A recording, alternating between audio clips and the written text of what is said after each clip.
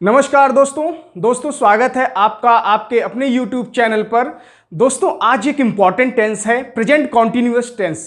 Present continuous tense एक important tense, एक ऐसा टेंस जो वर्तमान में घटित हो रही चीजों को प्रदर्शित करता है। बहुत सी ऐसी चीजें हैं वर्तमान में जो घटित हो रही हैं। अगर मैं आपको पढ़ा रहा हूं प्रेजेंट कॉन्टिन्यूअस टेंस में ही बनेगा। अगर कोई मेरे सामने नहीं है लेकिन कॉन्टिन्यूअस प्रक्रिया में है, कोई काम कुछ कर रहा है, तो वो भी प्रेजेंट कॉन्टिन्यूअस में बनेगा, जिसे हम टेम्परेरी सेंटेंसेस बोलते हैं। दोस्तों वीडियो को स्किप मत कीजिएगा। मोस्ट इंटरेस्टिंग थिंग है कि जो निकट फ्यूचर वाले होते हैं, जो नियरेस्ट फ्यूचर में होने वाली घटनाएं होती हैं, जो उनको भी हम प्रेजेंट कॉन्टिन्यूअस में ही डालेंगे। प्रेजेंट कॉन्टिन्यूअस में ही उसका ट्रांसलेशन हम करते हैं। और दोस्तों इसके साथ साथ जो हमारे वर्ल्ड में या हमारी कंट्री में जो चीज़ें वर्तमान स्थिति में हो रही हैं लगातार, उसका भी हम प्रेजेंट कॉन्टिन्यूअस में ही सेंटेंस बनाते हैं। उसका ट्रांसलेशन हम प्रेजेंट कॉन्टिन्यूअस में ही करते हैं। तो दोस्तों बहुत इंपॉर्टेंट टेंस है ये प्रेजेंट कॉन्टिन्यूअस। तो आइए शुरुआत करते हैं प्रेजेंट कॉन्टिन्यूअस टेंस की। आज क्लास 8 है दोस्तों। Present continuous tense, present progressive tense, इसको प्रोग्रेसिव टेंस भी बोलते हैं क्योंकि ये जो प्रक्रिया है कॉन्टिन्यूअस चलती रहती है, प्रोग्रेस होता रहता है। आइए देखते दोस्तों इसकी पहचान क्या है। ठीक, देखिए दोस्तों यहां पर जैसे है रहा है, रही है, रहे हैं, मुख्य क्रिया में अगर ये आता है तो प्रेजेंट कॉन्टिन्यूअस इसमें प्रयोग, प्रेजेंट कॉन्टिन्यूअस में ही इसका प्रयोग करेंगे। जैसे एग्जाम्पल देता हूं दोस्तों, वह जा रहा है, ठीक है, मैं पढ़ा रहा हूं, सीमा खाना बना रही है, ठीक है, अयांश रो रहा है, पिताजी सो रहे हैं।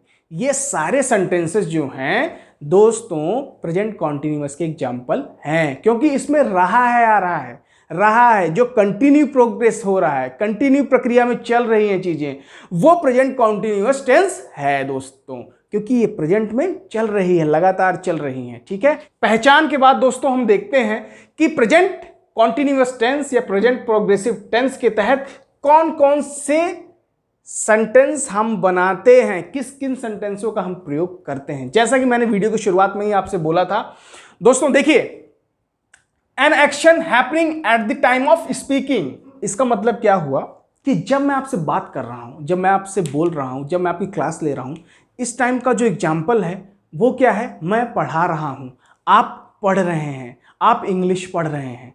तो दोस्तों इसी समय पे जो चीजें अनवरत हो रही हैं, ठीक है, कंटिन्यूअस प्रक्रिया में है, प्रेजेंट कॉन्टिन्यूअस टेंस के तहत ही वो उसका निर्माण करते हैं। इसका एग्जाम्पल है, मैं पढ़ा रहा हूं, विद्यार्थी पढ़ रहे हैं।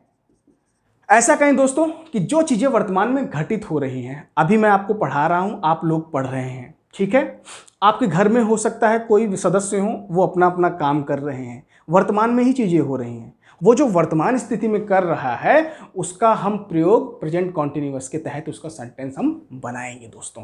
प्रेजेंट कॉन्टिन्यूअस को हमने 4 मुख्य भागों में बांटा हुआ है।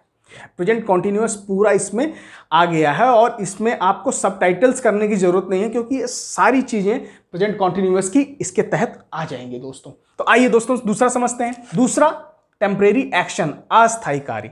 इसका मतलब क्या हुआ दोस्तों इसका मतलब ये हुआ जो चीजें टेम्परेरी बेसिस पे हो रही हैं। जैसे रवि आजकल रामायण पढ़ रहा है, ठीक है दोस्तों, हो सकता है वो अभी ना पढ़ रहा हो, सेम टाइम पे अभी नहीं पढ़ रहा होगा, लेकिन वो आजकल पढ़ रहा है, मतलब ये भी वर्तमान की प्रक्रिया है, ये भी कॉन्टिन्यूअस में ही पढ़ रहा है, ठीक है। ऐसे ये अस्थायी हुआ, अभी तो नहीं हो रहा है, सेम टाइम पे तो नहीं हो रहा है, लेकिन वो वर्तमान की स्थितियों में वो चीजें घटित हो रही हैं, तो वो क्या होगा, वो आएगा टेम्परेरी एक्शन में, अस्थायी कार्य बोलेंगे। जैसे कोई अगर एग्जाम्पल दे, मैं किराए पर रह रहा हूं, तो I am living in rented house. इसका एग्जाम्पल और देता हूं, आप लोग इंग्लिश सीख रहे हैं, इसका मतलब क्या हुआ, इसको भी हम टेम्परेरी एक्शन ही बोलेंगे। आप 2 महीने, 3 महीने, 4 महीने, 5 महीने इंग्लिश सीखेंगे, तो इन दिनों को हम क्या बोलेंगे दोस्तों, ये बोलेंगे कि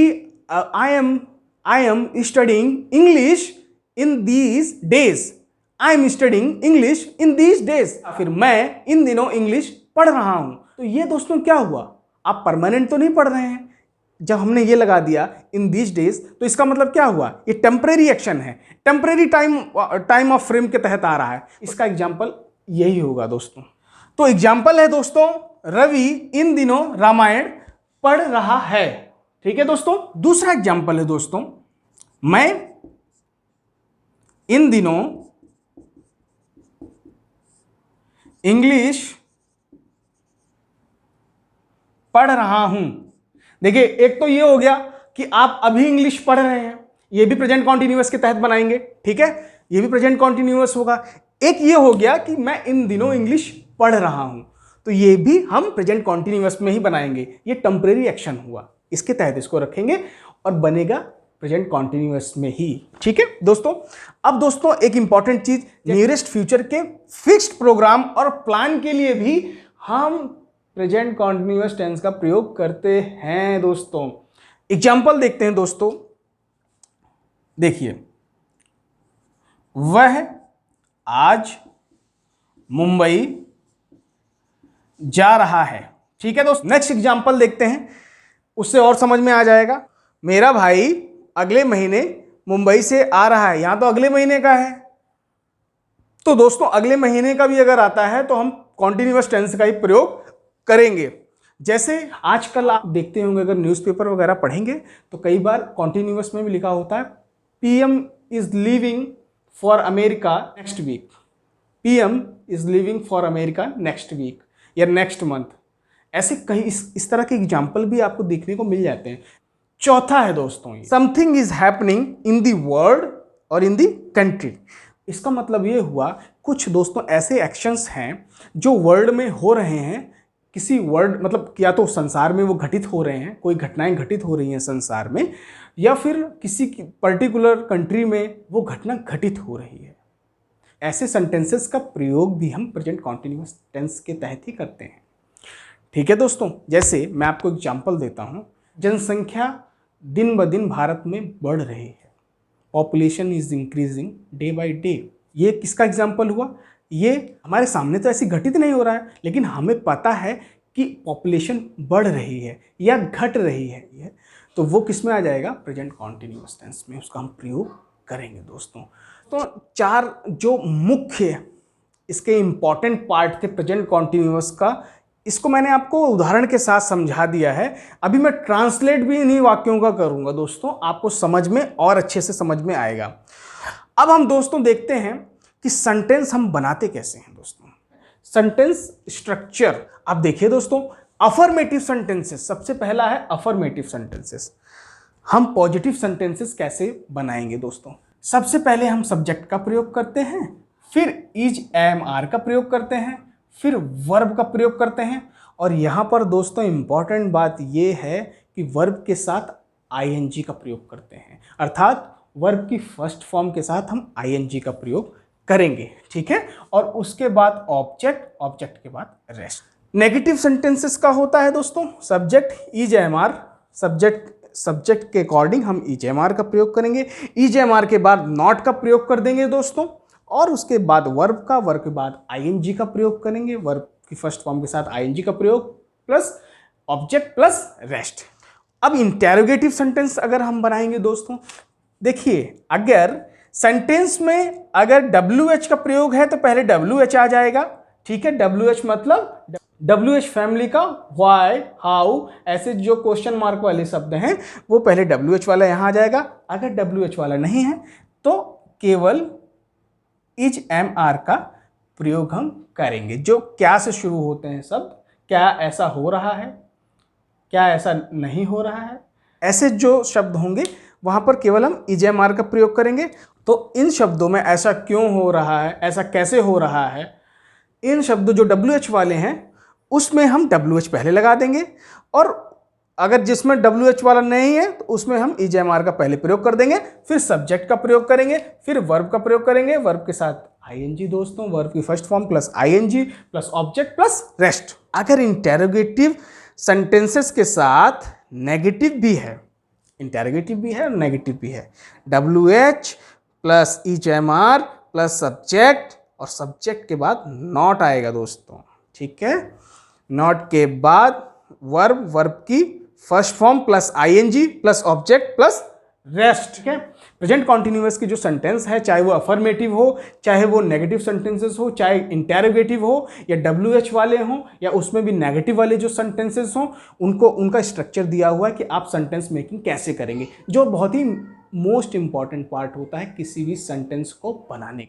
अब हम देख लेते हैं कि इज, एम, आर जो लिखा हुआ है, इज कहां पर आता है, एम का प्रयोग कहां पर होता है और आर का प्रयोग कहां पर होता है। आइए इसको भी समझ लेते हैं।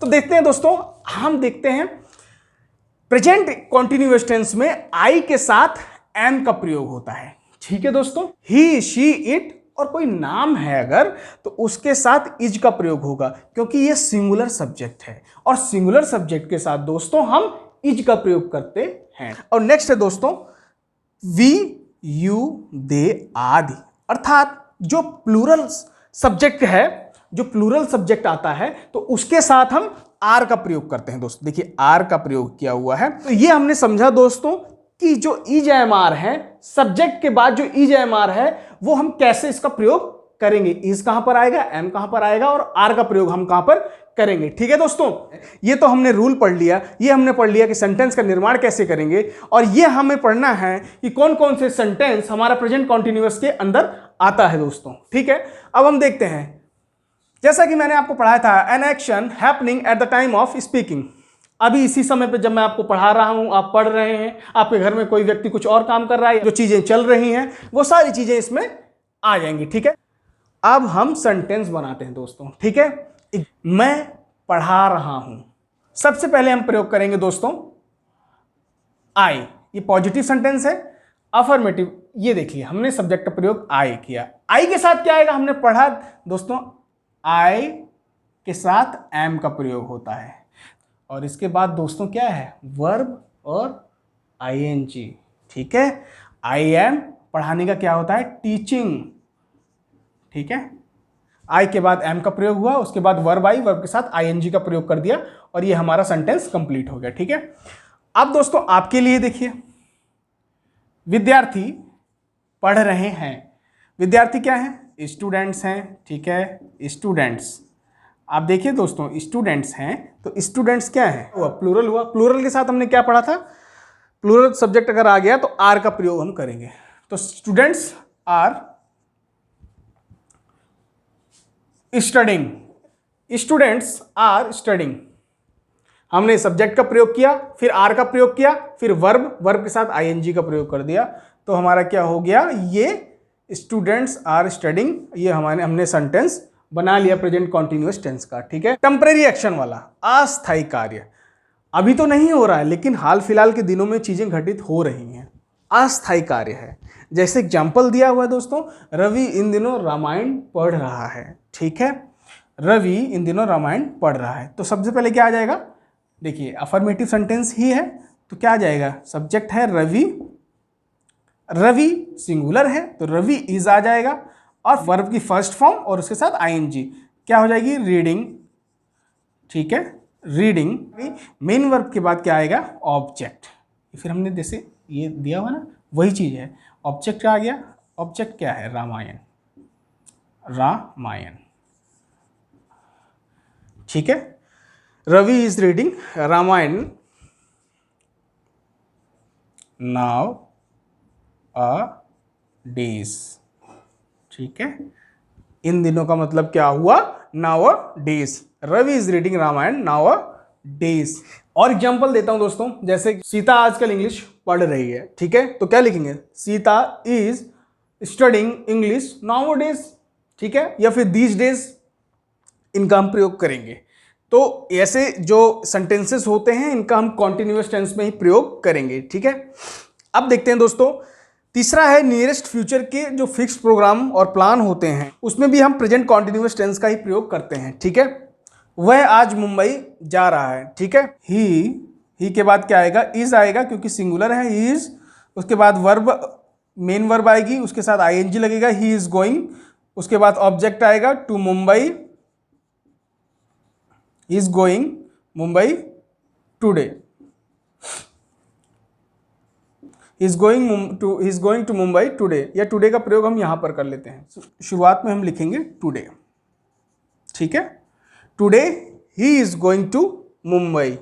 ठीक है दोस्तों, अगर टुमारो का प्रयोग हुआ है जैसे कि वह कल मुंबई जा रहा है या कल चेन्नई जा रहा है, तो उस सेंटेंस में क्या करेंगे, यहाँ पर टुमारो का प्रयोग कर देंगे। ठीक है, tomorrow he is going to Mumbai, या ये भी लिख सकते हैं he is going to Mumbai tomorrow. ठीक है दोस्तों, या फिर नेक्स्ट वीक या नेक्स्ट मंथ, इसमें और भी आ सकता है, जैसे मेरा भाई कल मुंबई से आ रहा है, प्रधानमंत्री अगले महीने यूएसए जा रहे हैं, या जिस भी कंट्री का हम प्रयोग करना चाहें, जहां पर भी शेड्यूल्ड है प्रोग्राम, वहां के लिए हम कर सकते हैं उसका प्रयोग। ठीक है दोस्तों, अब चौथा एग्जाम्पल है दोस्तों, something is happening in the world और इन द कंट्री। देखिए पॉपुलेशन, मैं इंग्लिश में एग्जाम्पल दे रहा हूं आपको।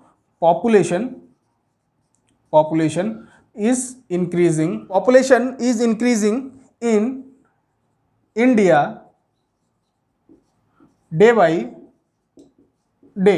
Population is increasing in India day by day, मतलब क्योंकि पॉपुलेशन, जनसंख्या भारत में लगातार बढ़ रही है, तो ऐसे सेंटेंसेस का प्रयोग हम प्रेजेंट कॉन्टिन्यूअस के तहत ही करते हैं। जैसे और एग्जांपल है, population is decreasing in China day by day, वो भी हम प्रेजेंट कॉन्टिन्यूअस में ही उसका प्रयोग करेंगे दोस्तों। ठीक है, तो ये एग्जांपल थे दोस्तों। अफर्मेटिव हमने सीख लिया है। अफर्मेटिव में बहुत सिंपल तरीके से हम सब्जेक्ट और उसके बाद एजेएमआर, वर्ब की फर्स्ट फॉर्म, ऑब्जेक्ट और एग्जाम्पल लेते हैं, और एग्जाम्पल के साथ समझते हैं इन सेंटेंस को हम कैसे बनाएंगे। ठीक है दोस्तों, मैंने दिया हुआ है today, tomorrow, next day, next week, next year, this morning and this evening. दोस्तों ऐसे अगर शब्द का प्रयोग हम सेंटेंस में कर रहे हैं तो उसका भी निर्माण हम प्रेजेंट कॉन्टिन्यूअस टेंस करते हैं। ठीक है दोस्तों, जैसे एग्जाम्पल भी मैंने दिया हुआ है आपको, वह कल मुंबई जा रही है, शी आ गया, she is going to Mumbai tomorrow. ठीक है दोस्तों, अब यहां पर दोस्तों देखिए एग्जाम्पल के साथ हम समझते हैं। जैसे अगर यहां पर कल की बजाय अगर अगले दिन दिया होता तो यहां पर नेक्स्ट डे का प्रयोग कर लेते हैं। She is going to Mumbai next day. ठीक है दोस्तों, अगर यहां पर अगले हफ्ते दिया होता तो यहां पर नेक्स्ट वीक का प्रयोग कर लेते। अगर अगले साल दिया होता तो नेक्स्ट ईयर का प्रयोग करते हैं। अगर दिया होता दिस मॉर्निंग, अगर दिस मॉर्निंग का भी प्रयोग किया गया है, दिस इवनिंग का प्रयोग किया गया है, तो वहां पर भी प्रेजेंट कॉन्टिन्यूअस का प्रयोग हम करते हैं। ठीक है दोस्तों, नेक्स्ट एग्जांपल मैं दे रहा हूं, इससे और क्लियर होगा। अंकित अगले महीने चेन्नई के लिए निकल रहा है। ठीक है दोस्तों, तो शेड्यूल्ड प्रोग्राम है, तो इसमें भी हम प्रेजेंट कॉन्टिन्यूअस का प्रयोग करेंगे। देखिए ट्रांसलेट करते हैं, अंकित सिंगुलर है, इज आएगा, अंकित इज गोइंग, फिर आ गया वर्ब के साथ ING, is going to Chennai अगले महीने, next month.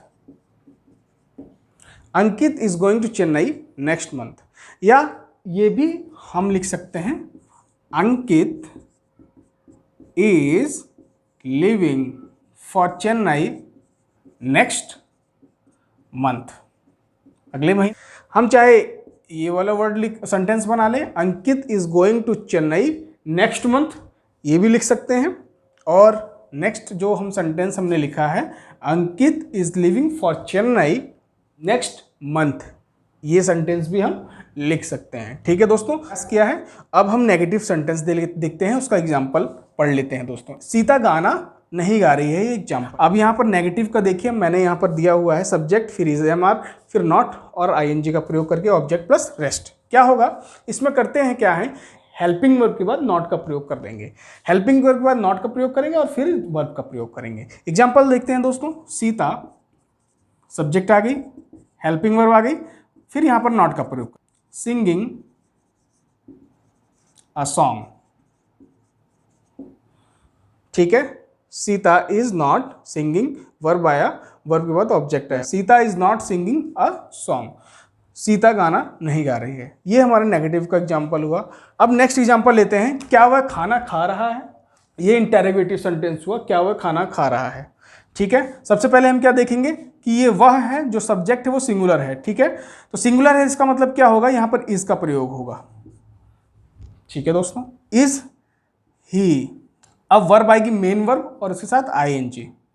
Is he eating, is he eating the food.